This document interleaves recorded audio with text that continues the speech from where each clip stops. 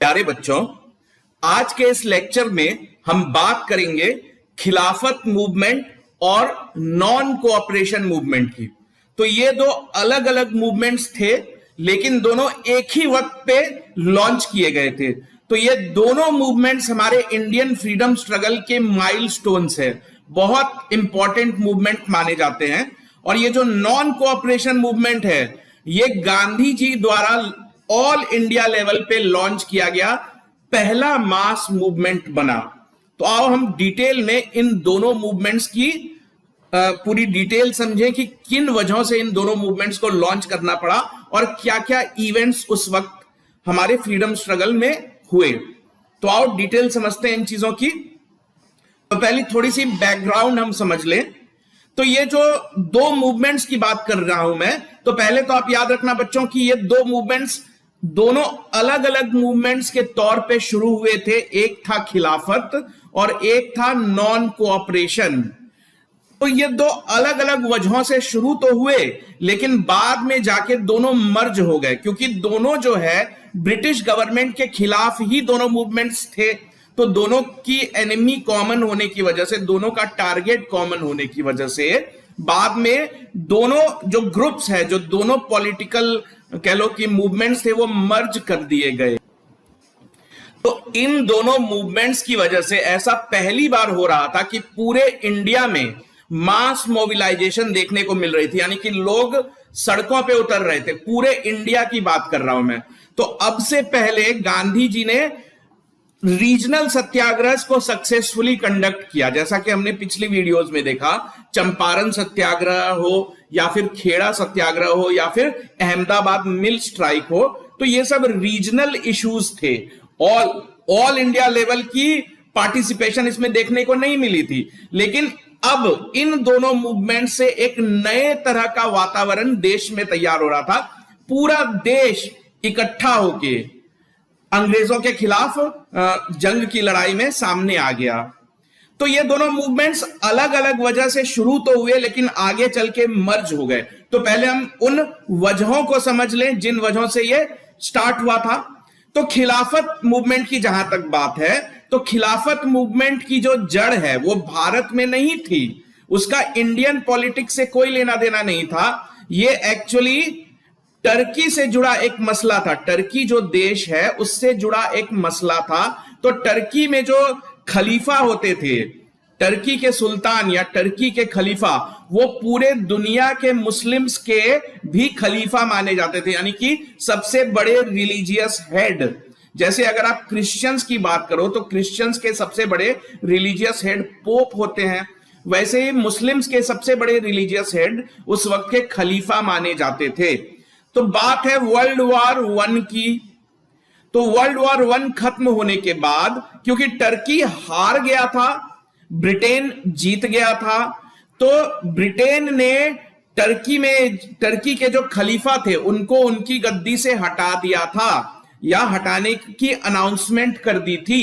तो ये बात पूरे दुनिया के मुस्लिम्स को हर्ट कर गई कि हमारे सबसे बड़े रिलीजियस लीडर को ब्रिटेन जो है गद्दी से हटा रहा है। तो ये वजह थी खिलाफत मूवमेंट की। नॉन कोऑपरेशन मूवमेंट की वजह हम देखेंगे। तो खैर जो भी हो, तो दोनों मूवमेंट एक इकट्ठा हो गए, एक साथ आ गए, और इसकी क्रेडिट जाती है गांधी जी को। गांधी जी ने दोनों मूवमेंट को इकट्ठा करने में, या एक दोनों मूवमेंट अलग अलग लोग चला रहे थे, तो दोनों से गांधी जी ने अपील की कि अलग अलग लड़ने से अच्छा है कि अगर हम ब्रिटिश गवर्नमेंट के खिलाफ ही लड़ रहे हैं तो क्यों ना साथ मिलके लड़ें। अब बात करते हैं कि नॉन कोऑपरेशन मूवमेंट शुरू करने की जरूरत क्यों पड़ी। तो वर्ल्ड वॉर वन अभी अभी खत्म हुआ था। तो वर्ल्ड वॉर वन खत्म होने की वजह से पूरे देश में जो है महंगाई बढ़ गई थी, लोगों की नौकरियां तो पहले भी नहीं मिलती थी और नौकरियां चली भी गई थी, टैक्स वगैरह भी बढ़ गए थे। तो जो आम जनता है उसकी महंगाई से काफी ज्यादा हालत खराब हो गई थी। दूसरी चीज क्या थी, अगर हम पॉलिटिकल सिनेरियो की बात करें तो रॉलेट एक्ट जो काला कानून आया था, इस रॉलेट एक्ट में क्या कहा गया था कि किसी को भी 2 साल तक बिना किसी वारंट के, बिना अरेस्ट वारंट के या बिना कोर्ट में प्रोड्यूस किए, बिना किसी जज के सामने ले जाए, किसी को भी 2 साल तक जेल में रखा जा सकता है। तो इस कानून का भी पूरे देश में विरोध हो रहा था। तो धीरे धीरे माहौल बनता चला जा रहा था। तो इसी कानून के विरोध में जब जलियांवाला बाग में लोग जमा हुए थे, तो जलियांवाला बाग में गोलियां चला के सैकड़ों लोगों को मार दिया गया था। तो जो जलियांवाला बाग कांड है, उसके बाद तो मानो कि पूरे देश में गुस्से की लहर ही दौड़ गई। तो लोग ये सोचने लगे कि अंग्रेजों के लिए एक इंडियन की जान की कोई कीमत है ही नहीं। तो इस सिचुएशन में, आपको याद है ना, पिछली वीडियोस में हमने जलियांवाला बाग भी डिटेल में कवर किया है। तो जलियांवाला बाग 13 अप्रैल 1919 के दिन, जो बैसाखी का दिन था, उस दिन अंग्रेज जो जनरल डायर था, उसने गोलियां चला के 500 के करीब लोगों को मौत के घाट उतार दिया था। ठीक, तो अब लोगों में गुस्सा बढ़ा, तो अंग्रेजों ने एक हंटर कमीशन नाम का कमीशन बनाया, जिसका काम था पता लगाना कि ये जो जलियांवाला बाग में गोलियां चली, जो सैकड़ों लोग मारे गए, इसके लिए रिस्पॉन्सिबल कौन था, किन सर्कमस्टांसेस में गोलियां चलाई गई थी। तो ये कमीशन बनाया गया था ताकि लोगों का गुस्सा कुछ शांत किया जा सके। लेकिन इस कमीशन का भी कोई नतीजा नहीं निकला। जो आदमी इसके लिए रिस्पॉन्सिबल था, जनरल डायर, वो तो साफ साफ बच के निकल गया। उसको इम्यूनिटी मिली हुई थी। ऐसा कहा गया कि वो जो भी कर रहा था वो एक ऑन ड्यूटी ऑफिसर था, उसने जो भी किया अपनी ड्यूटी पे रहते हुए किया, इसलिए उसको पनिशमेंट नहीं दी जा सकती। तो जनरल डायर को पनिशमेंट नहीं देने से भी पूरे देश में जो है और गुस्सा भड़कने लगा। एक होता है पनिशमेंट नहीं देना, एक होता है तारीफ कर देना।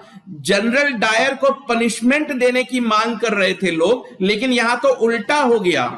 जो ब्रिटिश पार्लियामेंट थी, तो ब्रिटिश पार्लियामेंट का जो अपर हाउस है, हाउस ऑफ लॉर्ड्स, तो वहां पे जनरल डायर की तारीफ की जाने लगी कि जनरल डायर ने जो किया बहुत सही किया।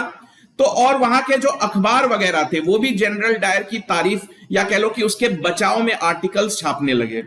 तो लंदन का एक बहुत प्रसिद्ध अखबार था, मॉर्निंग पोस्ट नाम था उसका। तो मॉर्निंग पोस्ट ने जनरल डायर के लिए 30,000 पाउंड का फंड इकट्ठा किया, क्योंकि जनरल डायर को केसेस लड़ने थे, अपने ऊपर जो केस लग गए थे जलियांवाला बाग के चक्कर में। तो इस तरह कह लो कि पूरी ब्रिटिश गवर्नमेंट और पूरी ब्रिटिश पब्लिक जो है वो जनरल डायर के सपोर्ट में आके खड़ी हो गई। यहां तक कि भारत में पैदा होने वाले जो बहुत महान ब्रिटिश ऑथर थे, रुडयार्ड किपलिंग, जिन्होंने द जंगल बुक लिखी है, तो ये काफी महान माने जाते हैं ऑथर। ये ब्रिटिश थे लेकिन पैदा तो भारत में ही हुए थे। इन्होंने जनरल डायर को उपाधि दे दी लायन ऑफ ब्रिटिश एम्पायर, यानी कि ब्रिटिश साम्राज्य का शेर। तो इन सब चीजों से तो ऑब्वियसली भारत के लोगों का गुस्सा तो भड़केगा ही। तो काफी ज्यादा गुस्सा भारत के लोगों में भड़क गया। तो इस माहौल में कांग्रेस के ऊपर प्रेशर पड़ने लगा। कांग्रेस के ऊपर काफी दबाव था कि एक पॉलिटिकल पार्टी होने के नाते उसको कुछ तो करना चाहिए। अंग्रेज जो मर्जी वो किए जा रहे हैं, लेकिन कांग्रेस कुछ कर ही नहीं रही, रिटेलिएट तो करेगी ना। तब जाके इस दबाव के बीच कांग्रेस ने फैसला किया कि अब बहुत हो गया, अब हमको पूरे इंडिया के लेवल पे एक मूवमेंट खड़ी करनी पड़ेगी जिससे कि अंग्रेजों पे दबाव पड़े। इसी बीच जो मॉन्टेग चेम्सफोर्ड रिफॉर्म्स लाए गए थे 1919 के, उसने भी भारत के लोगों को काफी निराश किया, क्योंकि भारत के लोगों को लगता था कि हमको ऑटोनॉमी मिलेगी, सरकार में और ज्यादा हिस्सेदारी मिलेगी, और ज्यादा इंडियंस को शामिल किया जाएगा। लेकिन ऐसा कुछ हुआ नहीं। मॉन्टेग चेम्सफोर्ड रिफॉर्म्स जो आए थे उसमें भारत के लोगों को बहुत ज्यादा कुछ मिला नहीं। तो एक तरह से कह लो कि पूरा ही माहौल बन गया था कि नहीं, अब अंग्रेजों के खिलाफ हमको प्रोटेस्ट तो करना ही होगा। अब बात करते हैं खिलाफत इशू की। तो जैसा कि मैंने आपको पहले ही बताया कि खिलाफत इशू जो है वो टर्की से जुड़ा एक मुद्दा था। टर्की के जो खलीफा थे वो पूरी दुनिया के मुसलमानों के तो हेड माने ही जाते थे। खास करके टर्की में भी कुछ बड़े बड़े मस्जिद वगैरह थे, और पूरी दुनिया में जितनी भी पिलग्रिमेज प्लेसेस थी, मक्का मदीना, मुसलमानों की जितनी भी पिलग्रिमेज प्लेसेस थी, उन सब के इंचार्ज एक तरह से खलीफा को ही माना जाता था। तो जब टर्की हार गया था फर्स्ट वर्ल्ड वॉर में, तो हारने की वजह से उसके ऊपर कुछ टर्म्स थोपे गए, ट्रीटीज साइन हुई ना, जैसे ट्रीटी ऑफ वर्साइल साइन हुई थी, तो उसी ट्रीटी के अंतर्गत टर्की को भी काफी नुकसान झेलना पड़ा। तो टर्की के कुछ हिस्से कर दिए गए और टर्की में से खलीफा को हटा दिया गया।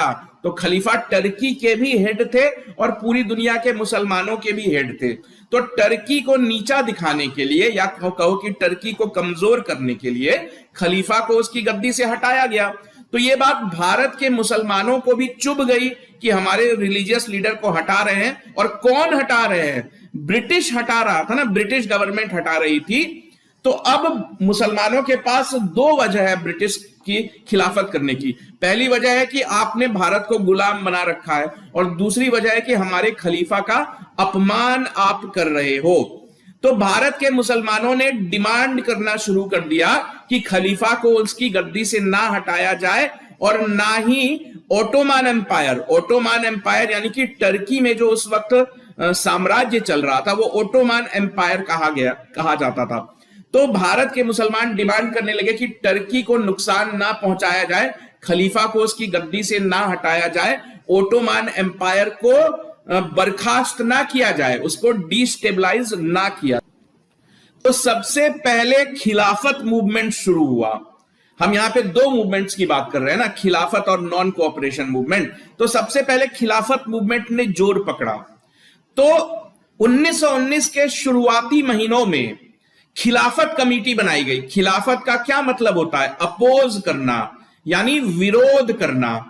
तो खिलाफत कमेटी बनाई अली ब्रदर्स ने। तो दो भाई थे, उनको अली ब्रदर्स या अली बंधु कहा जाता है। ये दो भाई थे, शौकत अली और मुहम्मद अली। इन्होंने ये खिलाफत कमेटी क्यों बनाई? खलीफा को हटाया जा रहा था, उसी का विरोध करने के लिए, खिलाफत करने के लिए, अपोजिशन करने के लिए। तो दो अली भाई, इनका नाम याद रखना आप, शौकत अली और मोहम्मद अली। तो इसी खिलाफत कमेटी के साथ कुछ और बड़े नेता भी जुड़े। तो एक थे मौलाना आजाद। तो बाद में जाके ये कांग्रेस के बहुत बड़े नेता बने और मुसलमानों के तो सबसे बड़े नेता बने। तो इनकी पॉलिटिकल, एक तरह से कह लो, एक्टिविटी खिलाफत मूवमेंट से ही शुरू हुई थी, मौलाना आजाद की। और थे अजमल खान और हजरत मोहानी। तो खिलाफत कमेटी बना दी गई कि अब हम इस कमेटी के माध्यम से अपनी आवाज बुलंद करेंगे, जो मुसलमानों की डिमांड है वो हम अंग्रेजों तक पहुंचाएंगे। ठीक। तो अब मुसलमानों के पास दो मुद्दे थे ना, एक तो अपने देश को भी आजाद कराना और दूसरा एक मुसलमान होने के नाते अपने जो धार्मिक भावना है उसको भी अंग्रेजों तक पहुंचाना। तो अब इस चीज को आप ध्यान से समझो, जो खिलाफत का मुद्दा था वो एक्चुअली भारत से तो जुड़ा नहीं था, और दूसरी चीज थी कि एक धार्मिक मुद्दा था। तो अब इस पे कांग्रेस थोड़े दुविधा में पड़ गई, थोड़ी कंफ्यूजन में पड़ गई कि क्या हमको खिलाफत मूवमेंट का सपोर्ट करना चाहिए, क्योंकि ये तो मुसलमानों से जुड़ा मुद्दा है, एक धर्म से जुड़ा मुद्दा है, और वो भी टर्की का। तो आओ पता लगाते हैं कि कांग्रेस का क्या स्टैंड था। तो जिस वक्त की बात हम कर रहे हैं उससे पहले महात्मा गांधी ने 3 छोटे छोटे सत्याग्रह करके भारत को यह संदेश दे दिया था कि सत्याग्रह के माध्यम से, यानी कि बिना लड़ाई लड़े, बिना गोली बंदूक चलाए भी अंग्रेजों को झुकाया जा सकता है। तो पूरे देश के सबसे बड़े पॉलिटिकल लीडर तो तब तक बन ही चुके थे महात्मा गांधी। और जहां तक बात है कांग्रेस की, तो कांग्रेस का भी ऐसा मानना था। कांग्रेस तो 1885 से ही स्ट्रगल कर रही थी ना अपनी बात अंग्रेजों तक पहुंचाने की। तो कांग्रेस ने देखा कि पिछले 30-35 सालों तक हमने कुछ ज्यादा हासिल किया नहीं। हम जो है कॉन्स्टिट्यूशनल मेथड अपनाते थे, पिटीशंस वगैरह लिखते थे, अंग्रेजों के ऊपर कभी हमने कोई दबाव नहीं दिया, कोई मास मूवमेंट नहीं खड़ी की, यानी हम तो पूरे कॉन्स्टिट्यूशनल तरीके से अपनी लड़ाई लड़ रहे थे, लेकिन हमको उससे कुछ हासिल हुआ नहीं। उल्टा अंग्रेजों ने इतने जुल्म किए हमारे ऊपर। पंजाब में तो खैर बेइंतहा जुल्म किए।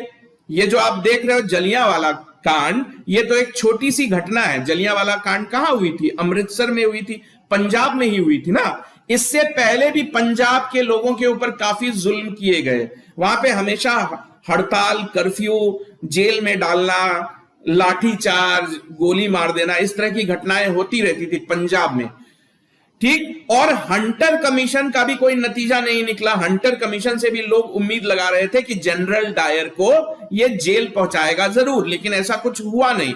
तो अब कांग्रेस ने भी सोचा कि नहीं, अब हमको कुछ बड़े लेवल का मूवमेंट स्टार्ट करना पड़ेगा। तो गांधी जी के ऊपर यह फैसला छोड़ दिया गया कि आप ही तय करो कि हमको क्या करना चाहिए। तो गांधी जी का ऐसा मानना था कि ये जो खिलाफत मूवमेंट है, इसको सपोर्ट करना चाहिए कांग्रेस को। क्यों करना चाहिए? क्योंकि अगर हम खिलाफत मूवमेंट को सपोर्ट करेंगे तो एक चीज की तो गारंटी हो ही जाएगी, वो ये कि भारत के सारे मुसलमान जो है अंग्रेजों के खिलाफ लड़ाई में शामिल हो जाएंगे और उनका सपोर्ट कांग्रेस की तरफ भी हो जाएगा। क्योंकि कांग्रेस अगर खिलाफत मूवमेंट को सपोर्ट करेगी तो भारत के जितने मुसलमान हैं वो तो कांग्रेस की तरफ सिंपैथेटिक हो जाएंगे ना, कि देखो कांग्रेस हमारे मुद्दों को उठा रही है। और महात्मा गांधी का यह भी मानना था कि इससे हिंदू मुस्लिम भाईचारा बढ़ेगा, क्योंकि गांधी जी का कहना था कि हिंदुओं को भी खिलाफत के मुद्दे को जोर शोर से उठाना चाहिए, अपने मुस्लिम भाइयों की मदद करना चाहिए, इससे देश में हिंदू मुस्लिम एकता फैलेगी। तो ये कांग्रेस ने तय तो कर लिया कि हम खिलाफत मूवमेंट का सपोर्ट करेंगे, लेकिन दिक्कत क्या थी कि उस वक्त कांग्रेस की अपनी ऑर्गेनाइजेशन जो है उतनी स्ट्रांग थी नहीं, ठीक है। तो ये लोग उस वक्त बिल्कुल प्रिपेयर थे नहीं कि हम कोई मूवमेंट लॉन्च कर दें। और कुछ नेता थे जैसे कि बाल गंगाधर तिलक, वो नहीं चाहते थे कि किसी धार्मिक मुद्दे पे खास करके मुस्लिम धर्म गुरुओं के साथ कोई अलायंस किया जाए। ये जो अली ब्रदर्स वगैरह थे, ये तो एक प्योर धार्मिक मुद्दा उठा रहे थे ना। तो तिलक ने कहा कि नहीं, ये एक अच्छा डिसीजन नहीं है। लेकिन गांधी जी के आगे तो खैर किसी की चलेगी नहीं, गांधी जी सबसे टॉलेस्ट लीडर थे। तो गांधी जी ने पूरे कांग्रेस को कन्विंस कर लिया कि नहीं, हमको खिलाफत मूवमेंट को सपोर्ट करना ही चाहिए।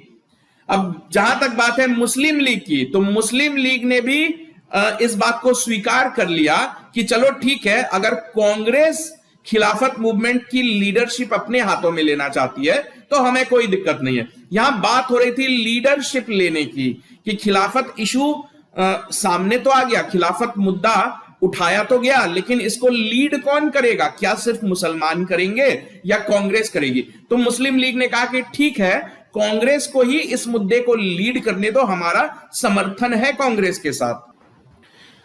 तो अब खिलाफत मूवमेंट जो है वो जोर पकड़ लेता है। तो पूरी डिटेल में समझते हैं कि खिलाफत मूवमेंट कैसे कैसे आगे बढ़ा। तो 28 मार्च 1919 के दिन खिलाफत कमेटी बनाई गई। ये कहां बनाई गई? तो बॉम्बे में एक मीटिंग बुलाई गई, उसी मीटिंग में खिलाफत कमेटी बनाने की डिक्लेरेशन की गई। ये कमेटी, जैसा कि मैंने आपको बताया कि दो भाइयों ने बनाई, अली ब्रदर्स, शौकत अली और मोहम्मद अली। तो इस कमेटी ने अपना काम स्टार्ट कर दिया, मीटिंग्स वगैरह स्टार्ट कर दी, मतलब लोगों के बीच ओपिनियन बनाना स्टार्ट कर दिया, पिटीशंस वगैरह भेजने स्टार्ट कर दिए वाइस रॉय को, और लंदन भी भेजना स्टार्ट कर दिया, डेप्यूटेशन वगैरह भेजना स्टार्ट कर दिया, यानी अपना काम स्टार्ट कर दिया। अब उसी साल यानी 1919 की ही बात कर रहा हूं मैं, नवंबर के महीने में 23 और 24 नवंबर के दिन दिल्ली में एक मीटिंग बुलाई गई। दिल्ली में एक बहुत बड़ी मीटिंग बुलाई गई जिसमें कांग्रेस के नेताओं को भी इनवाइट किया गया था, क्योंकि पहले ही ये डिसाइड हो गया था, मुस्लिम लीग ने भी सहमति दे दी थी कि हाँ भाई कोई दिक्कत नहीं है, कांग्रेस को लीड करने दो, हमें कोई दिक्कत नहीं है। तो एक इसी बात को ध्यान में रखते हुए मीटिंग बुलाई गई थी। उस मीटिंग में यह फैसला लिया गया कि अब हम मूवमेंट लॉन्च करेंगे, यानी अब मीटिंग, पिटीशन, इन सब के दिन गए, अब हमको सड़कों पे उतरना होगा। तो वहां से एक देश के लोगों से अपील की गई कि ब्रिटिश गुड्स का बॉयकॉट करो, कपड़ों, जो लंदन में बने कपड़े हैं उनको जलाओ, जिन दुकानों में वो कपड़े बिक रहे हैं उनको तोड़ डालो, इस तरह की बॉयकॉट की अपील हुई। उसी मीटिंग में यह अनाउंस किया गया कि हमारे नेता, भले ही यह मुद्दा धार्मिक मुद्दा है, फिर भी गांधी जी को डिक्लेयर कर दिया गया कि गांधी जी ही हमारे नेता हैं, यानी खिलाफत कमेटी के सबसे बड़े नेता गांधी जी को डिक्लेयर कर दिया गया। और तब गांधी जी ने फैसला लिया कि आप खिलाफत मूवमेंट चला रहे हो और कांग्रेस एक और मूवमेंट चलाने वाली है, नॉन कोऑपरेशन मूवमेंट। तो कांग्रेस के मुद्दे अलग हैं और आपके मुद्दे अलग हैं, लेकिन हमारे जो टारगेट पे है वो है ब्रिटिश सरकार, अंग्रेजी हुकूमत। तो वहीं पे गांधी जी ने अपील की कि क्यों ना दोनों मूवमेंट एक साथ चलाई जाए, क्योंकि गांधी जी दोनों तरफ, दोनों मूवमेंट के लीडर है ना। कांग्रेस के सबसे बड़े लीडर होने की वजह से नॉन कोऑपरेशन मूवमेंट को तो लीड करेंगे ही करेंगे। अब खिलाफत मूवमेंट की भी जिम्मेदारी गांधी जी ने अपने हाथ में ले ली। तो गांधी जी की ही वजह से दोनों मूवमेंट इकट्ठे चलाने का फैसला किया गया। तो ये जो दोनों मूवमेंट अब इकट्ठे ही देश में चलने लगे, तो ये अलग अलग फेजेस में मूवमेंट चलाए गए, यानी काफी लंबा खिंचा है ये मामला। 2 साल तक ये मूवमेंट्स देश में चलती रही। तो पहला चरण शुरू हो गया फरवरी 1920 में। तो पहले चरण में क्या होगा, देखो नवंबर 1919 में तो फैसला ही हुआ ना कि हाँ चलो अब सड़कों पे उतरा जाए। तो फरवरी से इसका असर दिखने लगा। फरवरी 1920 की बात है, तो जो ज्वाइंट हिंदू मुस्लिम डेप्यूटेशंस भेजे जाने लगे, क्योंकि गांधी जी ने कहा था ना कि हिंदुओं को भी अपने मुस्लिम भाइयों की मदद के लिए आगे आना चाहिए। तो इसी बात को ध्यान में रखते हुए ज्वाइंट यानी दोनों धर्म के लोग डेप्यूटेशन लेके वाइसरॉय के पास जाने लगे कि आप जो टर्की में कर रहे हो उस पर दोबारा विचार करो, ऐसा मत करो, ठीक है। तो लेकिन इसका कोई फायदा निकला नहीं, अंग्रेज कहां सुनने वाले थे। गांधी जी का ऐसा मानना था कि जो खिलाफत का मुद्दा है वो बाकी मुद्दों से भी ज्यादा अहम है, यानी कॉन्स्टिट्यूशनल रिफॉर्म की जो डिमांड कांग्रेस कर रही थी या फिर पंजाब में जो जुल्म हुए थे उनसे भी बड़ा मुद्दा खिलाफत का है। क्यों? क्योंकि इस मुद्दे से कांग्रेस को पॉलिटिकल फायदा मिलता। पॉलिटिकल फायदा क्या मिलता कि मुसलमान सारे के सारे फ्रीडम मूवमेंट में कूद पड़ते। अभी तक मुसलमानों की पार्टिसिपेशन का कोई उदाहरण देखने को मिला नहीं था, क्योंकि जो बंगाल का पार्टिसिपेशन हुआ था उसमें मुसलमानों ने बड़ी संख्या में भाग नहीं लिया था। उसकी भी वजह थी, वो हमने उस वीडियो में डिस्कस कर ली थी। तो यही महात्मा गांधी चाहते थे कि इस मौके को हाथ से नहीं जाने देना चाहिए। तो ये पहले फेज में तो सब कुछ शांति प्रिय तरीकों से हो रहा था, लोग पिटीशन दे रहे थे, कमिटीज बना रहे थे। तभी मई 1920 में ब्रिटेन ने अनाउंस कर दिया कि वो टर्की के साथ क्या करने जा रहा है। तो पीस ट्रीटी जो टर्की के साथ साइन हुई थी वो उसको अनाउंस कर दिया कि हाँ ये मुद्दे हैं, पीस ट्रीटी में ये हुआ। उसी ट्रीटी के अकॉर्डिंग ये कहा गया था कि टर्की में जो चल रहा ओटोमन एम्पायर है उसको खत्म कर दिया जाएगा। तो ये बात जब खुल के सामने आ गई कि अब ये होने ही जा रहा है, तो खिलाफत मूवमेंट ने और जोर पकड़ लिया, क्योंकि सारी उम्मीद टूट गई खिलाफत लीडर्स की। इतनी कोशिश करने के बावजूद अनाउंसमेंट तो कर ही दिया ना अंग्रेजों ने कि चाहे कुछ कर लो, ओटोमन एम्पायर को हम खत्म करके ही रहेंगे। जून 1920 में खिलाफत कॉन्फ्रेंस ने एक मीटिंग बुलाई, इलाहाबाद में एक मीटिंग बुलाई। उसमें भी कांग्रेस के कई बड़े नेताओं को इनवाइट किया गया और इस मीटिंग में यह डिसाइड किया गया कि नहीं, अब बहुत देर हो गई है, अब हमको नॉन कोऑपरेशन कर देना चाहिए गवर्नमेंट के खिलाफ। नॉन कोऑपरेशन का क्या मतलब होता है? जो ब्रिटेन की सरकार है, जो ब्रिटिश हुकूमत देश में चल रही थी, तो उस हुकूमत को चलाने के लिए भारत के लोगों का सपोर्ट चाहिए कि नहीं चाहिए? अगर ब्रिटिश गवर्नमेंट के रेलवे स्टेशन की बात करो तो वहां क्या इंडियंस काम नहीं करते थे? अगर तुम ब्रिटिश गवर्नमेंट के किसी भी गवर्नमेंट ऑफिस की बात करो तो वहां तो इंडियंस काम करते थे ना। तो नॉन कोऑपरेशन का मतलब होता है कि अपनी सरकार का सहयोग करना बंद कर दो, ऑफिस ही मत जाओ। अगर तुम किसी ब्रिटेन के बनाए कॉलेज या इंस्टीट्यूशन में पढ़ते हो तो कॉलेज जाना बंद कर दो। कुछ ऐसा कर दो कि सरकार अपने घुटनों पे आ जाए। तो इसी इलाहाबाद वाली मीटिंग में फैसला हुआ था कि 1 अगस्त के दिन हम अपना मूवमेंट लॉन्च करेंगे। तो 1 अगस्त के दिन एक बड़ी दुखद घटना हो गई। एग्जैक्टली जिस दिन ये मूवमेंट लॉन्च होना था, नॉन कोऑपरेशन मूवमेंट लॉन्च किया जाना था 1 अगस्त के दिन, ठीक उसी दिन जो लोकमान्य तिलक हैं, बाल गंगाधर तिलक, इनकी डेथ हो जाती है। तो इनकी डेथ होने के बाद इनकी याद में एक तिलक स्वराज फंड बनाया जाता है, तिलक स्वराज फंड, और लोगों से अपील की जाती है कि उसमें चंदा जमा करें। उसी चंदे की मदद से ये नॉन कोऑपरेशन मूवमेंट आगे बढ़ेगा। तो 1 अगस्त को लोग जो है सड़कों पे उतरे, बहुत बड़े लेवल पे हड़ताल हुई थी, महात्मा गांधी भी सड़कों पे उतरे थे। अब मामला कुछ आगे बढ़ा, बात करते हैं सितंबर 1920 की। तो सितंबर 1920 में कांग्रेस ने अपना एक स्पेशल सेशन बुलाया कलकत्ता में। वैसे तो कांग्रेस हर साल दिसंबर के आखिरी हफ्ते में मिलती थी, लेकिन इस वक्त क्योंकि नॉन कोऑपरेशन मूवमेंट लॉन्च कर दिया गया था, तो नॉन कोऑपरेशन मूवमेंट को आगे कैसे बढ़ाना है, इन सब चीजों को डिस्कस करने के लिए एक स्पेशल सेशन बुलाया गया। कहां बुलाया गया? कलकत्ता में। तो इस सेशन में डिसाइड हुआ कि नॉन कोऑपरेशन मूवमेंट को हम आगे बढ़ाएंगे, जारी रखेंगे। लेकिन कांग्रेस के कुछ नेता इसके खिलाफ थे। नॉन कोऑपरेशन का एक मतलब यह भी था कि हम इलेक्शन में हिस्सा नहीं लेंगे, और काउंसिल जो बना रखी थी अंग्रेजों ने, काउंसिल यानी कि पार्लियामेंट, उसमें हम नहीं जाएंगे, मतलब भारत के लोग काउंसिल का हिस्सा ही नहीं बनेंगे। लेकिन कुछ कांग्रेस के नेता काउंसिल में जाना चाहते थे, वो इलेक्शन लड़ना चाहते थे। तो यहां पे थोड़ी सी अनबन हुई कि नॉन कोऑपरेशन मूवमेंट लॉन्च करना है, कुछ लोगों का मानना था कि नहीं करना है। तो उसी साल कांग्रेस ने अपना रेगुलर सेशन बुलाया, जो दिसंबर के महीने में बुलाती थी। तो ये जो सेशन था वो नागपुर में हुआ।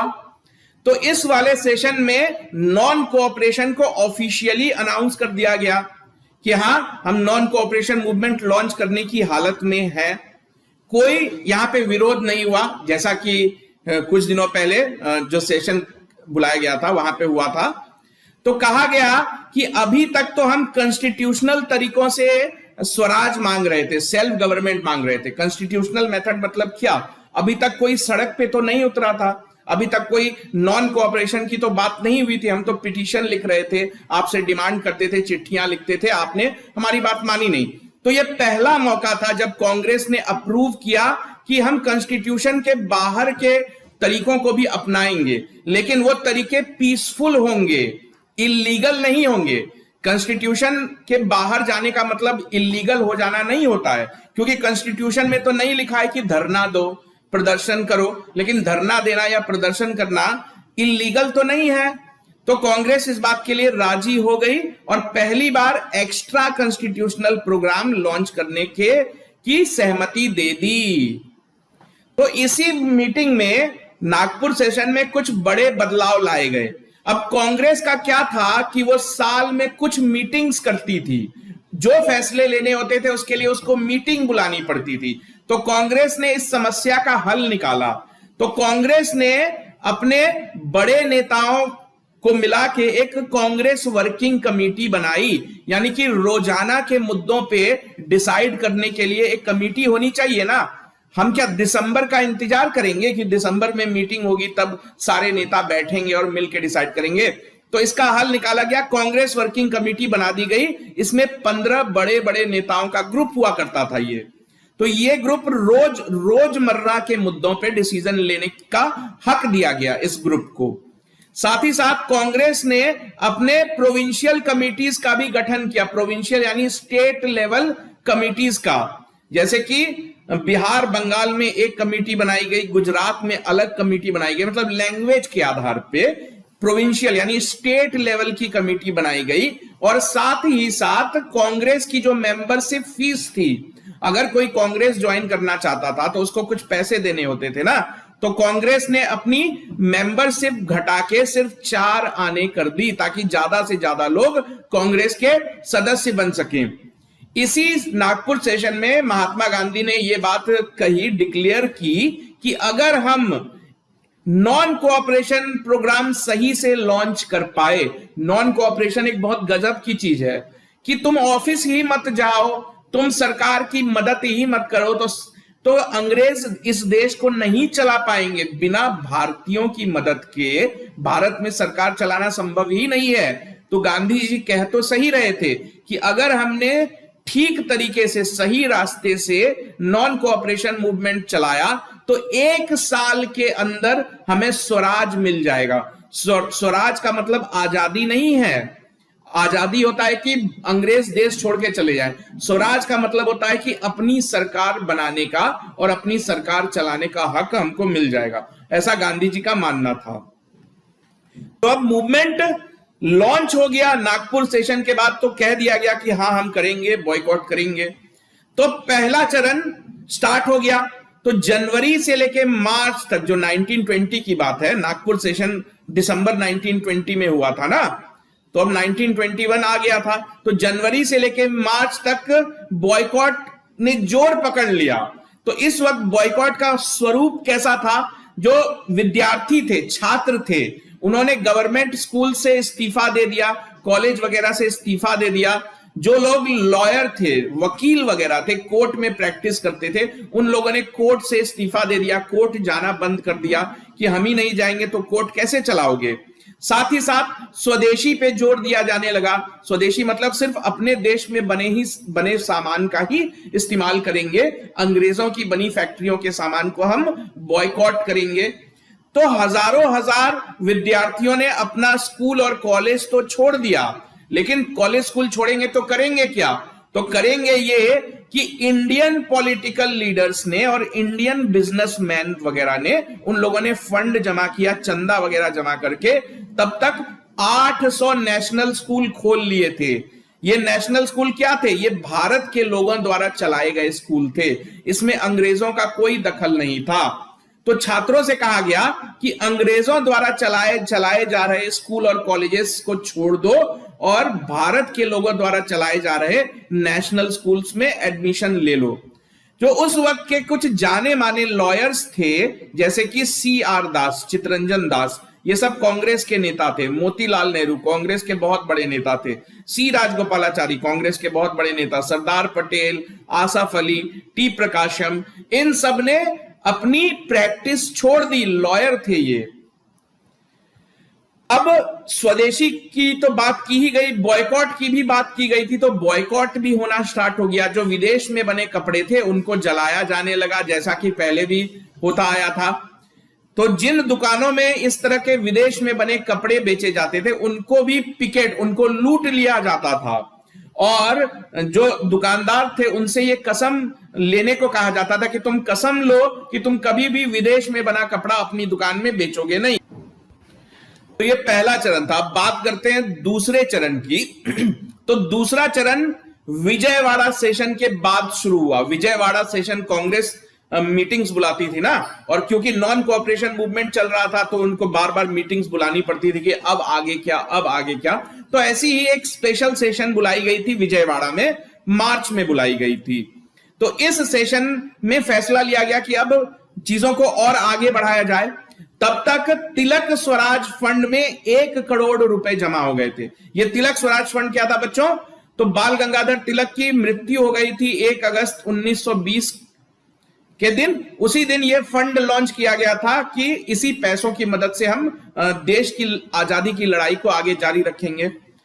कांग्रेस ने तब तक 50 लाख मेंबर्स बना लिए थे, यानी कांग्रेस बहुत बड़ी पॉलिटिकल पार्टी हो गई थी। जबकि 1919 के कांग्रेस की हालत बहुत खराब थी, ऑर्गेनाइजेशनली वो काफी वीक था।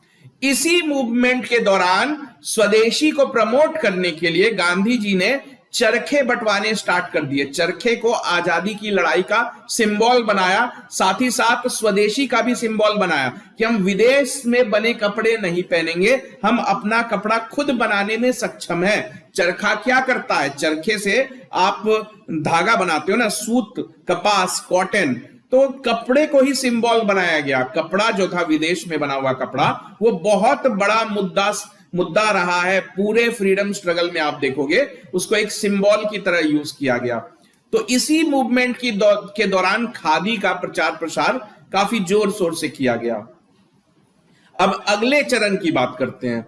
तो अगले चरण में क्या हुआ कि जो अली बंधु थे, अली ब्रदर्स, उसमें एक भाई था ना मोहम्मद अली।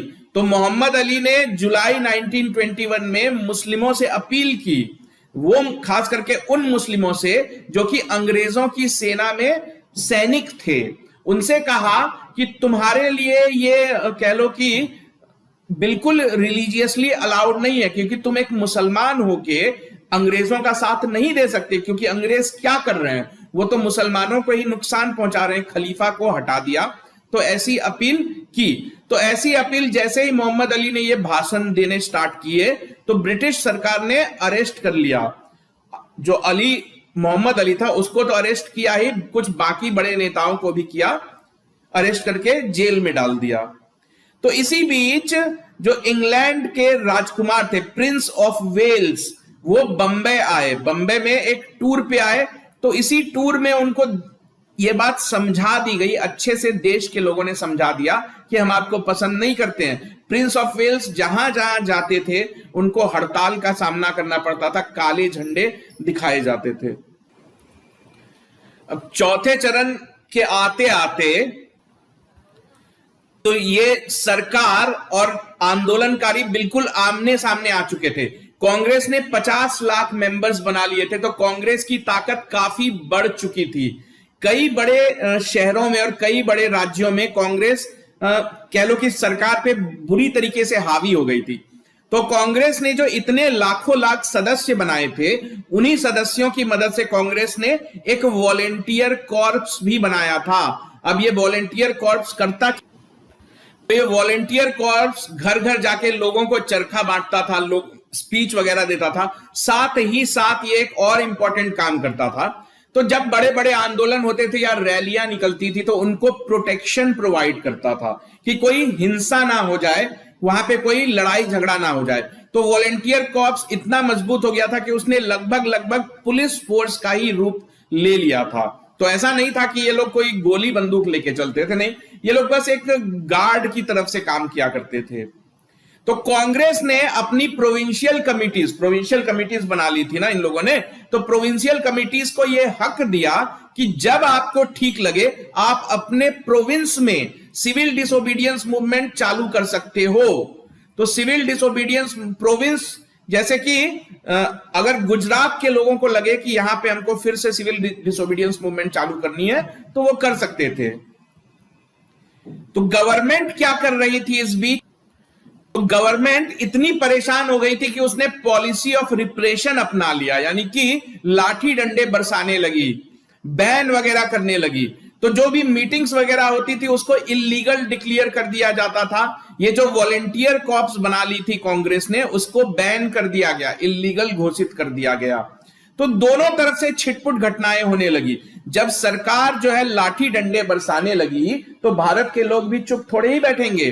तो अभी तक तो मामला सब कुछ शांतिपूर्ण तरीके से चल रहा था, लेकिन अब जो है छोटी मोटी घटनाएं होने लगी, सरकार भी लाठियां बरसाने लगी। कभी कभी भारत के लोग भी उग्र हो जाते थे, किसी थाने वगैरह पे हमला वगैरह कर दिया करते थे। तो ये बात गांधी जी को थोड़ी चिंता में डाल देती थी कि गांधी जी को लगा कि कहीं ये मामला हिंसा की तरफ ना बढ़ जाए, और गांधी जी कभी नहीं चाहते थे कि आजादी की लड़ाई में हिंसा का प्रयोग किया जाए।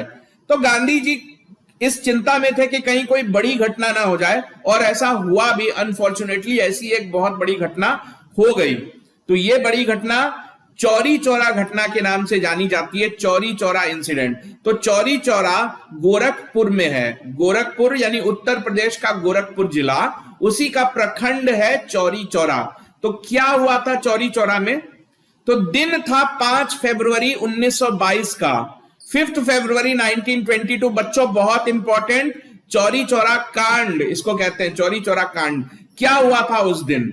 तो उस दिन हुआ यह था कि जो चौरी चौरा पुलिस थाना है उसने एक क्राउड पे लाठी चार्ज किया था।